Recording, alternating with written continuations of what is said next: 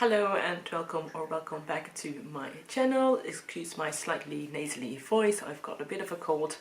I am very excited for this month's reading. I mean, you could have seen it from the title, but this month I'll be reading booktubers' favorite books. So in this cup this month, rather than having books or reading prompts, I have the names of different booktube channels. These are all channels that I watch and really enjoy. I have watched all their best of 2024 videos. I did make a little pre-selection because I didn't want to buy any new books for this month. So I did select only booktubers who had at least one book on their favorite list that was either already on my TBR, I could get from the library, or on Kobo Plus. So that was the only thing I did check beforehand. And yeah, I think I've got a pretty good mix of channels in here. Some bigger channels, some smaller channels, some I've been watching for a long time, and some are relatively new to me. And I think collectively all these people read a very interesting mix of books, and honestly I'm already a bit sad that I know that I won't get to everyone in this cup. I'm picking from the cup ahead of time a little bit. Usually I pick my next book to read right after I finish the book before, but since I might have to get books from the library, I want to make sure I have time to get those. So I'll be picking like one book ahead. So yeah, without further ado, let's pick our first booktuber. Let's go for that one. And that is Ben Reads Good. Ben, which I always think of as the golden retriever of booktube. It's possibly because, you know, its channel name has good in the title. And the blonde hair, I don't know. So you probably know Ben. He's a very beloved booktuber. He does the Read Good challenge, which has like a monthly prompt, which I'm not participating in, but I have seen it around and it looks a lot of fun. And he also does these like news reports with like the new books coming out and any event happening in the literary world, which are very, very informative, and I always really enjoy watching. Yeah, and I really like his videos. I'm gonna go and re-watch his favorite video, and then I'll come back later and show you what I've picked out. So the first booktuber I picked was Ben of the channel Ben Reads Good, and he actually had a few books in his top 10 that I had already read and really loved. He had Tom Lake by Anne Patchett, The Secret Lives of a Church Lady by Disha Filio, and True Grit by Charles Portis. All really, really excellent choices. So that made me really confident that I could pick any number of book from his top 10 list, and it would be a good choice. I ended up reading his number 3 book, which was The Night Alphabet by Joelle Taylor. Because I already had it on my TBR.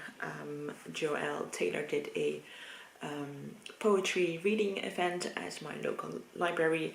I had never heard of her before, but having a queer poetry reading is so out of the norm from the kind of events my local library usually puts on.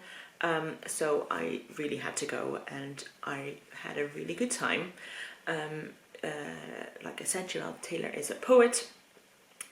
She did some performances of her work, and she also talked about this, which is her first novel. It was just a really, really lovely event. I got my book signed, and she gave me a book recommendation. And yeah, I've been super keen to read this book ever since. One thing that Ben said in his video was that he didn't understand how this wasn't on the long list of any of the major book awards, like the Women's Prize or the Booker Prize. And having read this, I would totally agree. especially I feel like this is such a perfect Women's Prize candidate.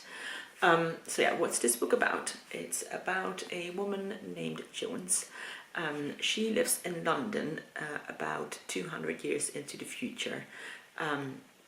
She goes into this small vintage tattoo shop. I'm using vintage with quotation marks because it is vintage for them in the future. Tattoos in the futures are done by sort of laser imprinting, but she wants to get a tattoo done in the old-fashioned way, with a tattoo gun. She's already covered in tattoos, but she asks the women working there if she can have one last tattoo, and that is she wants to connect all the tattoos on her body with this one thin line. And whilst they set to work, she tells the story of each of her tattoos to the women working there. Jones has this ability she calls remembering, where she kind of falls into the life of another person for a while, and each of the tattoo represents a different remembering, a different moment in time, a different story. I think it really helps to see this novel more as a collection of interlinked short stories, because you do get back to Jones in that tattoo parlor in between each stories, but I feel that really just serves as a thread, a tattoo line to connect everything together. It is really those rememberings that shine in this book. The stories cover a longer span of time, from the 19th century through the present day and into a dystopian future. Like with every short story collection, some stories will resonate more than others, but they all speak of what it is to be a woman, and in particular it deals with gendered violence and violence against women, and about the power dynamics between different genders. And I find it very interesting to read how these themes kept coming back in those stories. The stories that were sort of very wildly different in setting, but then were very achingly similar in its themes. I really found Joelle Taylor's skill in this remarkable, that she was able to write about these topics very head-on, with such audacity, and just really pinpointing these conversations that we've been having as a society around gender norms and toxic masculinity, just really getting to the core of them. I think that might be her skill as a poet as well, just to really capture that very precisely. I think the writing in this is really beautiful. It does read like poetry, and that makes it a little bit dense sometimes. I do feel like you need to put in some effort in this book, and maybe the writing will be something that will put people off. I think for me it really helped to watch a few of Joelle Taylor's poetry readings, so I was familiar with her voice and her tone, and that really helped with the cadence of the book for me. She also narrates the audiobook, so I think that could be a great option as well. I really felt like, once you get into the rhythm of the book, I really started enjoying it more and more. And I think to keep up that beautiful, rich writing for the entire book and not getting over the top or overwhelming is again really such a skill. I really loved this. I felt it was really original and imaginative and exciting and refreshing. And I really do think that this book undeservedly flew under the radar last year, and if you have a chance to read it, I would urge you to do it. Here to pick another name from the cup, and it's gonna be this one, and that is Eyes on Indie. So Sarah, I guess you all know her. If you don't, then you definitely should check out her channel. She is the biggest champion of books published by indie presses and indie presses themselves on BookTube.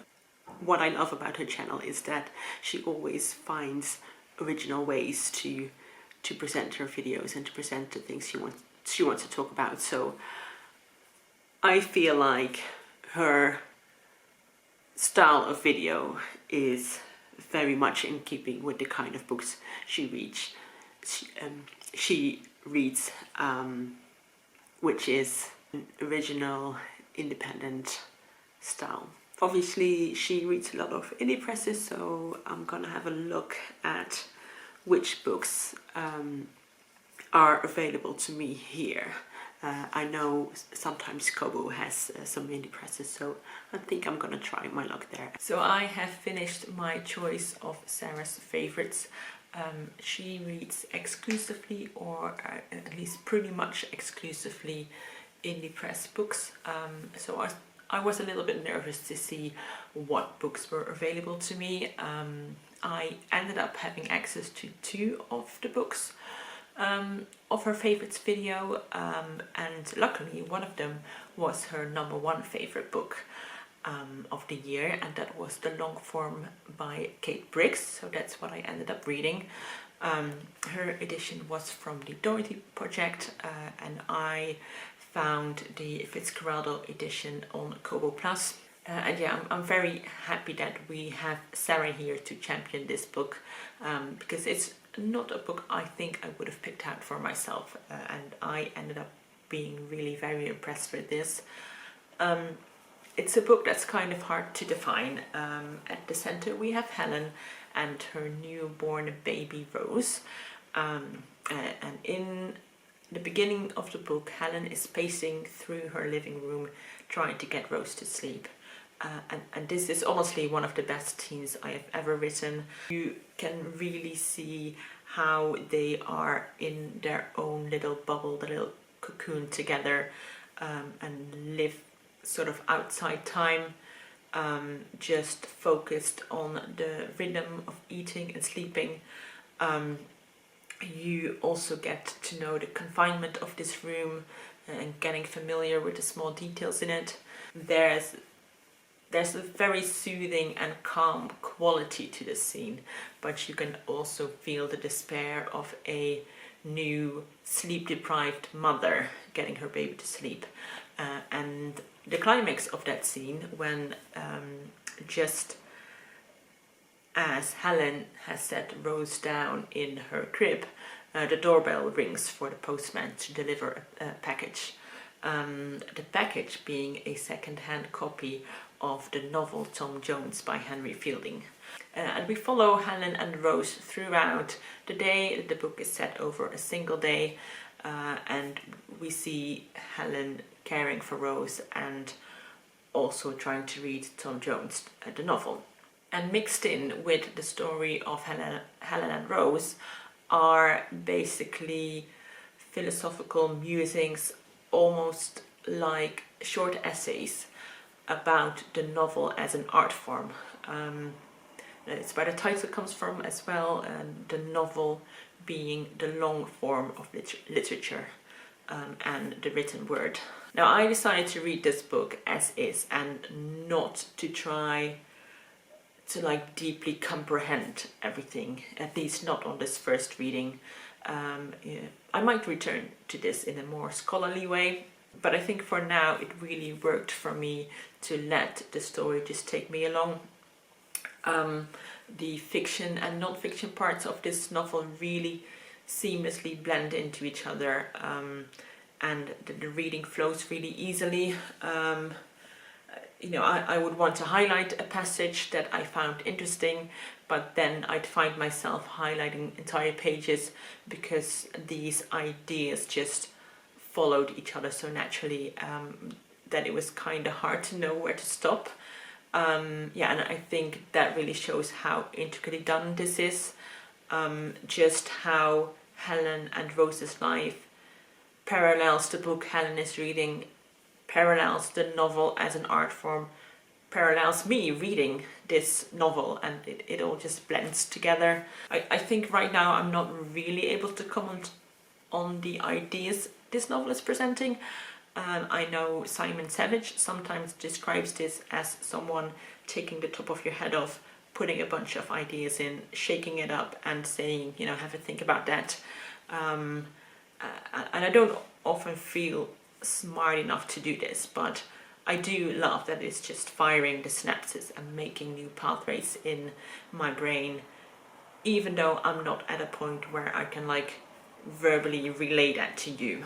And the last thing I will say is that one of the books that Kate Briggs mentions as an inspiration and a source in the back of this book is The Carrier Bag Theory of Fiction by Ursula K. Le Guin. Kate mentions that this book, the long form, is continually in conversation with Ursula K. Le Guin's book. And I noted that because last month I read All That She Carried by Tia Miles. It was one of my favorite books of last month. And she also quotes Ursula K. Le Guin's book several times. And I didn't immediately connect these two books in my head. But thinking about it, they are both books on motherhood and on storytelling. And I really love it when my reading connects in that way and speaks to each other.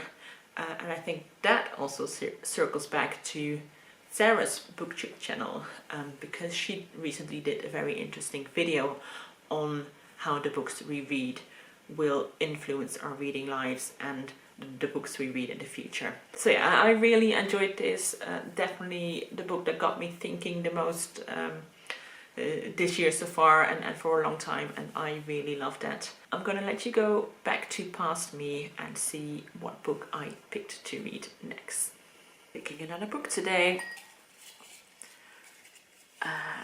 Let's see. We're gonna read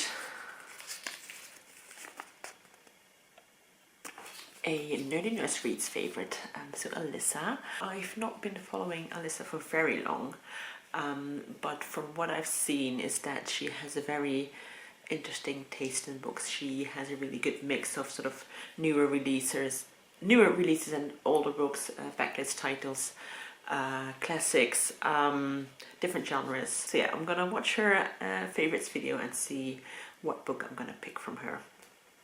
So I have finished reading Alyssa's pick. I've been watching her favorite videos. She has both a fiction and a non-fiction list, and there were so many books I was interested in.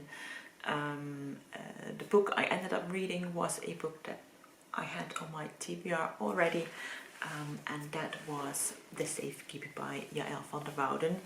This was the one book that I was bound to read this month because it was on so many favorites lists this year.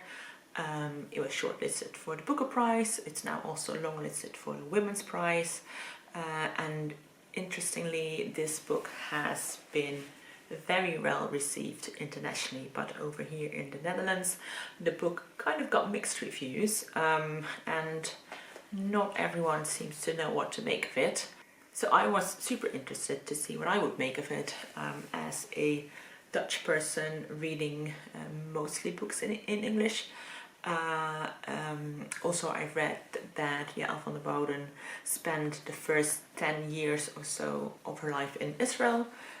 Her parents are Dutch and Israeli, and she grew up speaking English and Hebrew. So I don't think Dutch is her first language either. I don't know the actual details, but all that is to say that I just found this very interesting language-wise. So this book is set in the Netherlands in the 1960s. We meet Isabel, a woman who lives in this big house in a more rural part in the east of the country. Both her parents have died. She does have two brothers, and they live on the other side of the country. She's closest to her younger brother Hendrik, and then her older brother Louis is quite the womanizer, going from one girlfriend to another. Isabel is someone who is very set in her ways. She lives in this big house by herself, and she just wants everything to be just so. She's very careful about the things in the house. She's very caring and meticulous about preserving the house and keeping it in the best state. And also she doesn't really trust anyone else with her house or the stuff in it. She feels very protective about it, and she gets very uncomfortable when someone invades her space. She has a neighbor, Johan, who she's been dating occasionally, but she can tell that she's doing this kind of out of a sense of obligation. Just sort of a situation she's gotten herself into, and she just keeps stringing along. One where she obviously doesn't really have any interest in Johan. She would rather he leave her alone, but also doesn't really know how to get out of it. And all of this becomes a bit of a problem when her older brother has his latest girlfriend, Eva, come and live with Isabel for a while when he's away for business abroad. And Isabel does not like Eva. She thinks she's silly and loud and just generally too much, and she's constantly tense and on guard with her. And she lets Eva know that she's not welcome. She's very direct and just really kind of mean to her. But there's also a tension between them, and some curiosity and some fascination, and eventually there's a little frisky business. Someone eats a pear, and then we get into chapter 10, and if you know, you know. Now, I really enjoyed this book. I don't think I loved this as much as everyone else did. I think the biggest issue for me was actually Isabel and Ava's relationship. For me, it really felt like it went from Isabel clearly not liking Ava, not wanting her to be there, not doing anything to make Ava feel welcome, to then Ava kissing Isabel, to then Isabel being completely obsessed with Ava, wanting to touch her every single moment of the day. And maybe on a reread I would pick up on some subtle clues, but now it really felt like a whiplash to me. So I had a hard time getting behind their relationship, or at least it took me a while. I think because of that I missed a bit of the emotional journey they went through. I could see it, I could read it, but I didn't feel it. The writing in this is very gorgeous, very rich and lush. It's beautiful in the details. The style reminded me a lot of Daphne du Maurier's writing. Just a little bit over the top, a little bit gothic and very sensual. I thought it was fun to see some typical Dutch expressions as well. I just found some turns of phrase very Dutch and very recognizable. Although they were also very subtle, so I wonder if non-Dutch speakers would pick them out.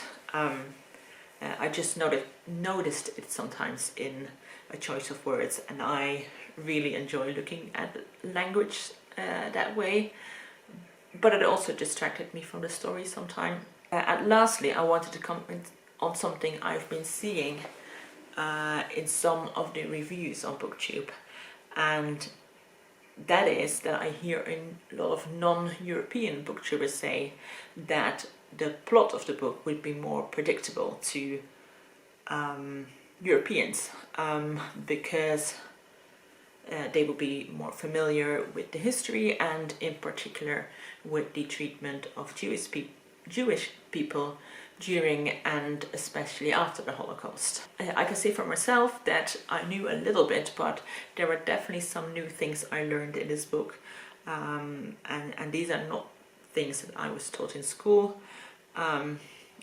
Maybe this now, I'm not familiar with the curriculum in schools these days, But I'm sure if I did a survey in the streets asking people what they knew about how Jewish people who survived the war were treated in the Netherlands, I don't think a lot of them would be able to tell you much about it. So that is to say, I don't think you should generalize Europeans as people who are much more aware of history and American people as ignorant, because I think also over here we are still relearning a lot of it. Yeah, I think that's all I want to say on this book right now. Let's see what we'll be reading next, or rather what booktuber we're gonna read from. I'm gonna go for this one, and that is Ruby from Ruby Rent. I very distinctly remember how I came to Ruby's channel, and that was through Jenny King's channel, because she was shouting out some people who did interesting TBR games, and I love watching TBR games, but there's not many people who read with similar reading tastes as mine who do TBR games, and Ruby is one of those people who reads quite a bit of literary fiction, but also does TBR games. She actually, in fact, just recently started a new one. I really love Ruby's channel. She does really fun reading vlogs as well, where she does reading, and also she's a very creative person who does a lot of like textile work, like sewing and knitting, all that stuff. And also I love it any time she shows where she lives, because she has a beautiful house with a beautiful view, so I love that as well. So yeah, I'm gonna rewatch that and see what book I'll be reading. So I read one of Ruby's favorites. She didn't actually make like a favorites or a top 10 video, but rather she has created a book bracket video. She picks her favorite book of each month and then battles them against against each other until one of them is declared the winner. The book that came out on top was Brotherless Night, which I wasn't able to get hold of on a short notice without buying it. And the other books in her top 3 were The Color Purple, which I have read and really loved. And the book that I ended up reading was Birnam by Eleanor Catton. I don't think I would have picked this up anytime soon, mainly because I tried reading The Luminaries years ago and I just could not get through that. That's a very well-beloved book, so I was thinking maybe Eleanor Catton was just too smart for me and too dense. This book, however, I absolutely flew through. It completely took me for a ride. I finished it in like 2.5 days, and this is like a decently sized book. So yeah, what's this book about? It's centered mainly around this property, a house with a plot of land adjacent to a national park in New Zealand. A landslide has cut off the property from the nearby town called Thorndyke, so at the moment the property seems abandoned. And then we have Mira. She is the founder of Birnam Wood, which is a guerrilla gardening group, a farming collective. Their idea is to find empty plots of land and farm them, mainly grow fruit and vegetables, and do this all in a way that nobody will notice. And you can see where this is going. She thinks the land in Thorndyke is the perfect place for Birnam Wood's new project, and she decides to take a look and check it out. And when she's there, she realizes the place is not as abandoned as she hoped. She spots an airplane, and from that airplane emerges Robert Lemoyne. He's an American billionaire, think Elon Musk, and he got his wealth from his surveillance drones building company, and he has plans to build his end-of-the-world bunker on this property.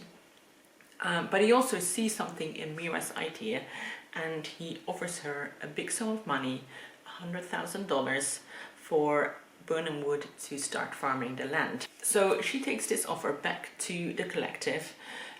This offer would mean for the group that they could move from being a small guerrilla gardening group to a grassroots collective to like a proper non-profit organization. They could do things on a larger scale, they could outsource a lot of the paperwork, it would mean more recognition. There's one guy in particular, however, who is like, doesn't this billionaire represent everything we are against as a group? Aren't we supposed to be anti-capitalist? So they put it to a vote, and in the end, 100 grand is still 100 grand. And the group starts moving to Thorndyke, and in the meantime, Tony, who is completely sus, starts to do a little digging and a little investigating. Now, people in this are not always what they seem. People have secrets, and a lot of this hinges on the use of technology, how we can put so much trust in technology these days, in ways of communication especially, but how easily that can go wrong. What if you read a text message a little too late? What if a crucial email ends up in your spam folder?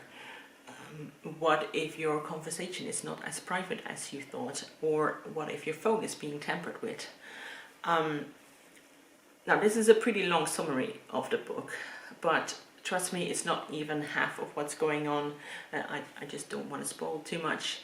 I don't usually read thrillers, so I don't know how it rates within the genre. Maybe an experienced thriller reader would find this rather slow-paced, but I was gripped all the way through. I think the pace in this was really excellent. I think Eleanor Catton is really brilliant at giving you little pieces of information and just revealing things bit by bit. But still, even the last 5 pages, I didn't have a clue on how this was all going to play out. I'm not sure I would recommend this. I also don't think it will end up in my favorites of the year, but I did have a really good time reading it. It was a really good combination of plot on the one hand and really interesting discussions on left versus right-wing politics, activism, climate crisis, corruption, ambition, capitalism. And I think reading this now, at a time where you have the real-life Robert Lemoynes of the world gaining more and more power, coming out with more and more crazy ideas, and taking more and more control of our communication, I think it makes it truly terrifying to read what it could lead to. So yeah, there was Birnam Wood by Eleanor Catton. Picking another name from the cup today. Let's go for this one, and that is Heather.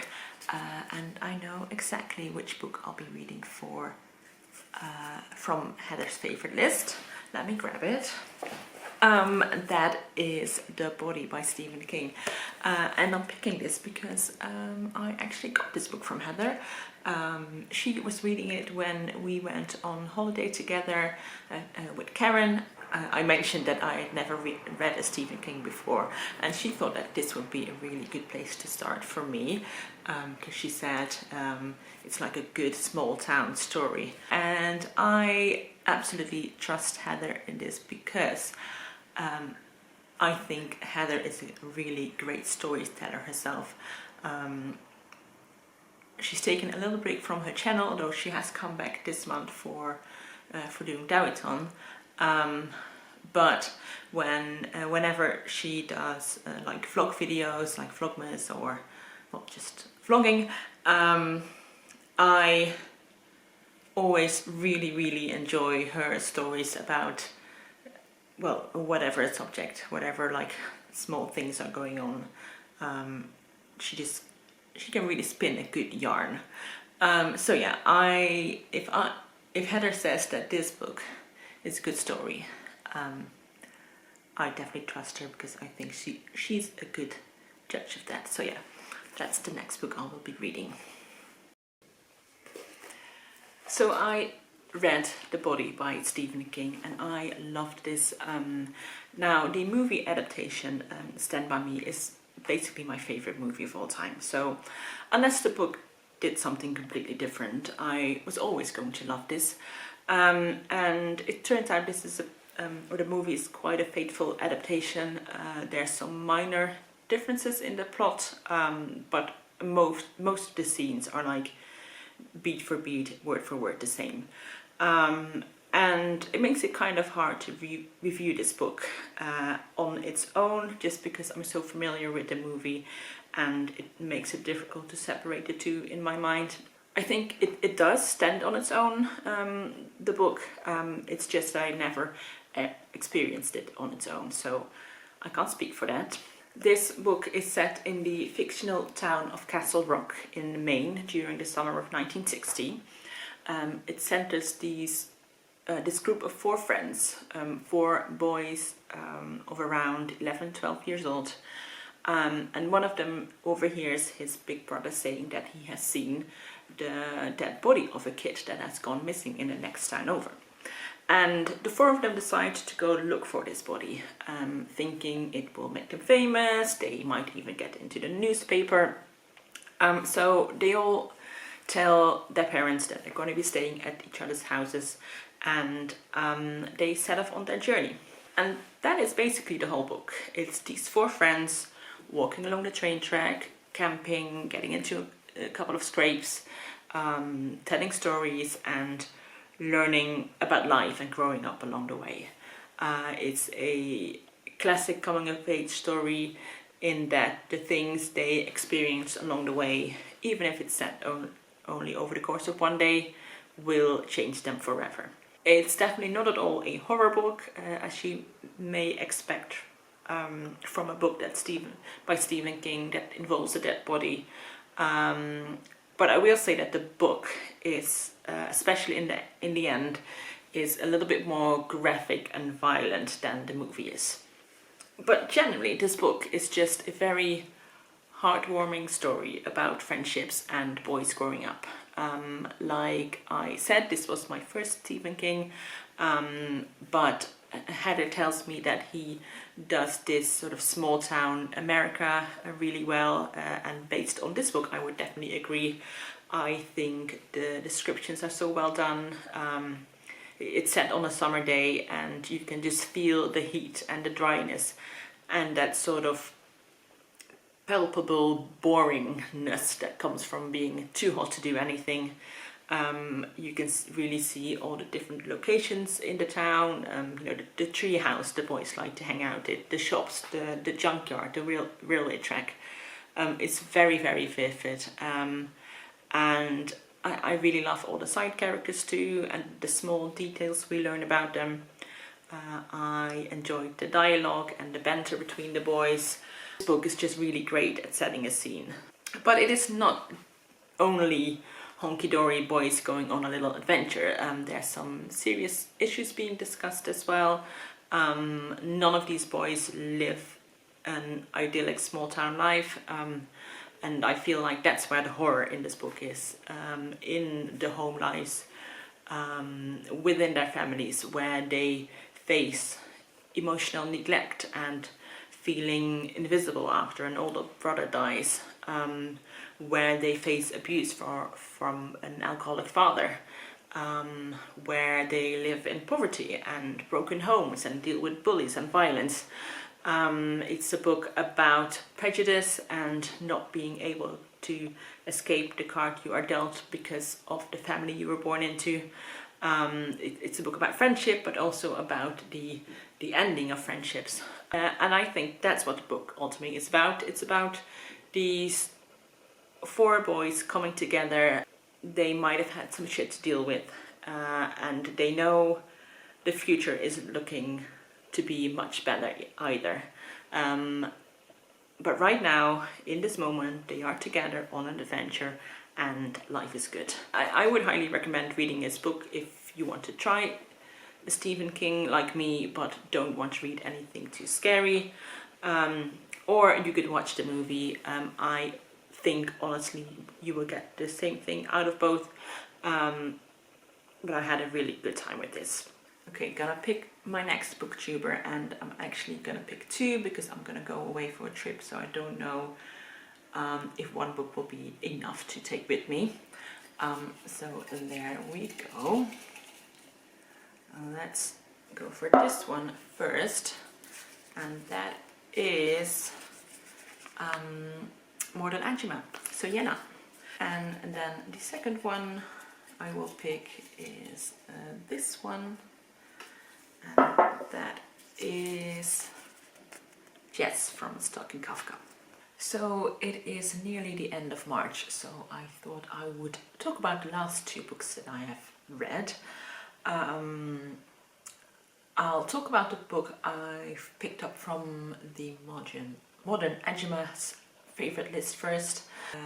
Yenna as well is someone who reads all sorts of genres, and she's just someone who gets really excited about books and reading. I really love her vlogs. I love how she can talk about food and stationery and you know, just sort of pretty things, but also get into really serious topics, and she just finds a really nice balance with that in her vlogs. I decided to read They Can't Kill Us Until They Kill Us by Hanif Abdurraqib, if I remember correctly. It was her #1 favorite of the year, and it was available on Kobo, so that's what I decided to read. Also, I figured it would be nice to read some non-fiction this month, just to mix it up a little bit.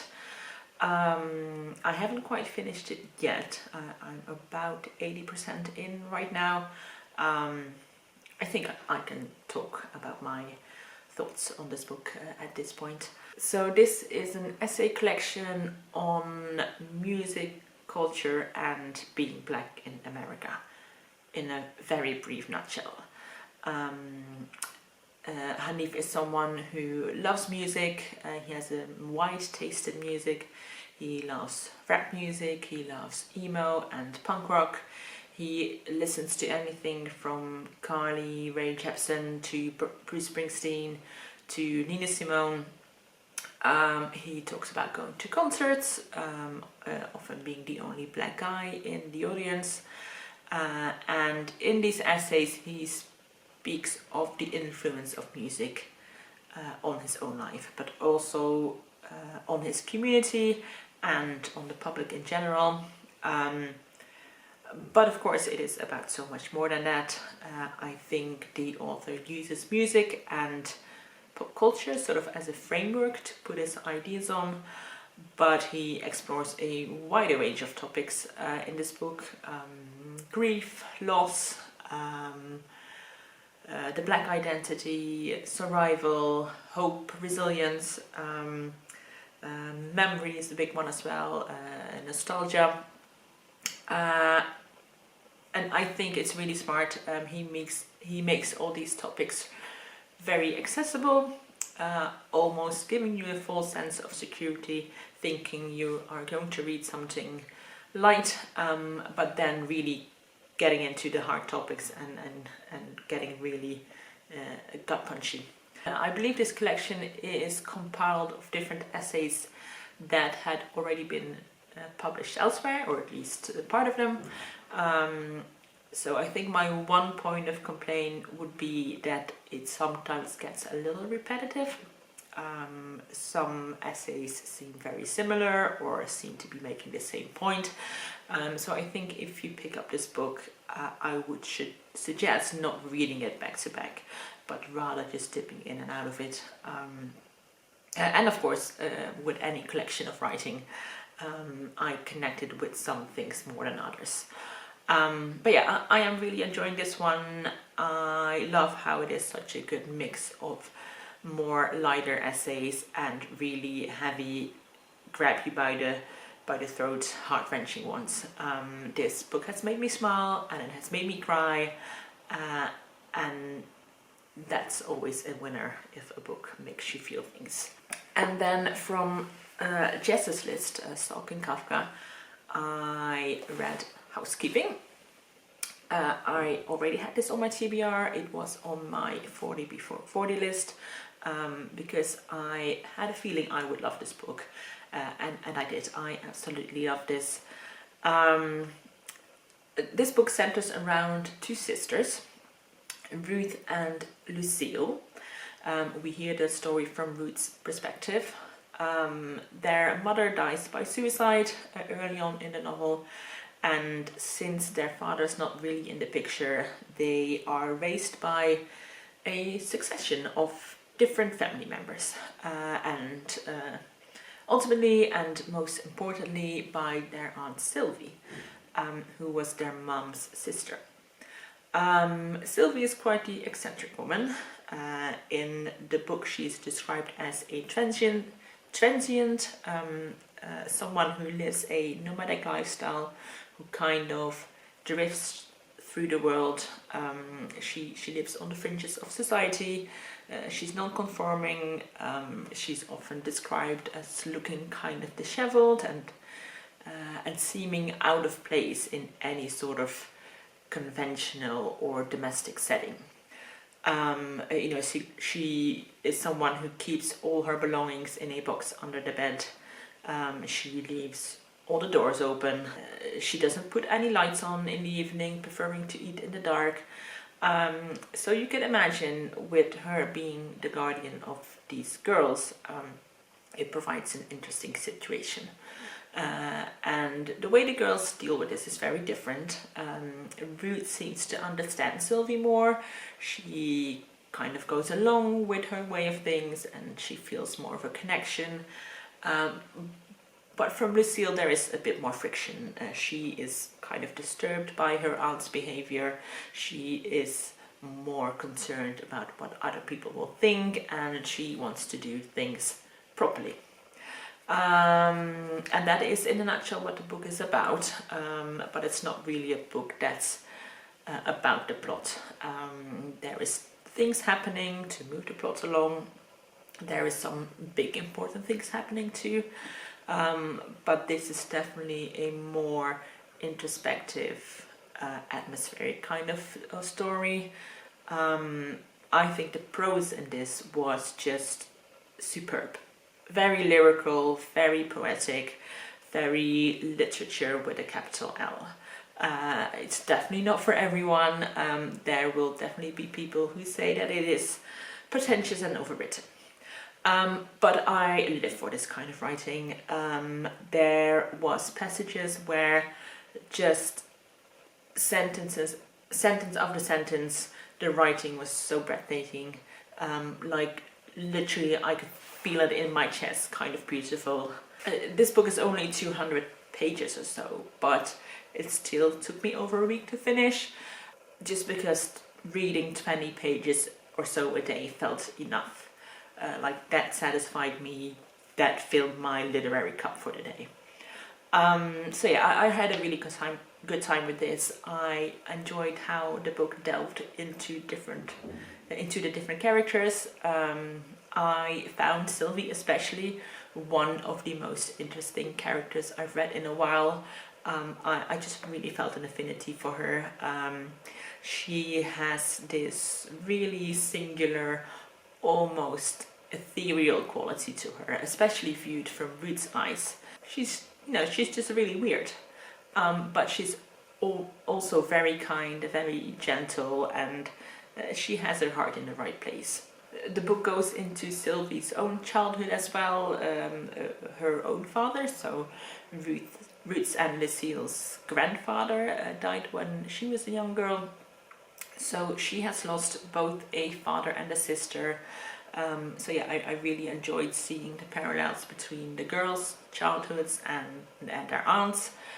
I also really loved the strong sense of place in this book. It's set in a fictional town called Fingerbone, and there's a couple of locations that play a really important role in this book. You have the house the girls live in.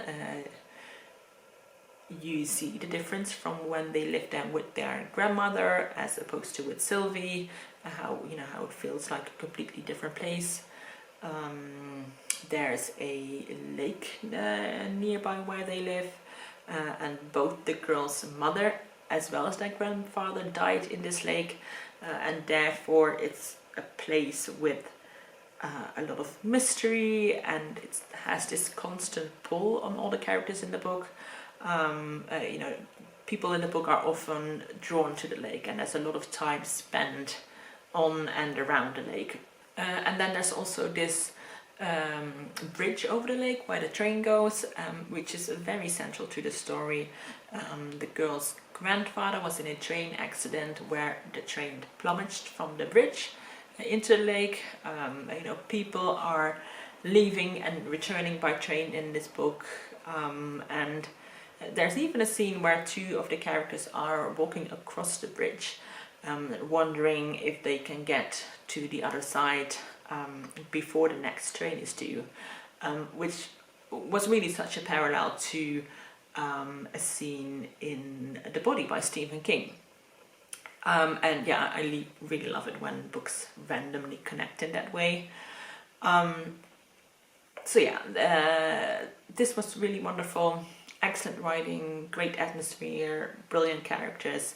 I really, really love this. Yeah, that was my March reading. Here are all the books I've read, obviously not picturing They Can't Kill Us Until They Kill Us and the long form, which I've been reading on my Kobo. And I can recommend everyone to do a month like this.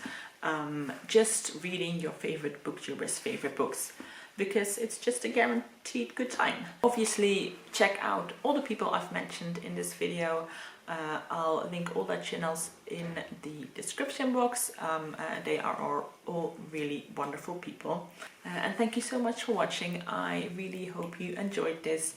I honestly could keep going with this because there are so many wonderful booktubers with great taste in books, but I've got other exciting plans for next month, and there's only so much you can read.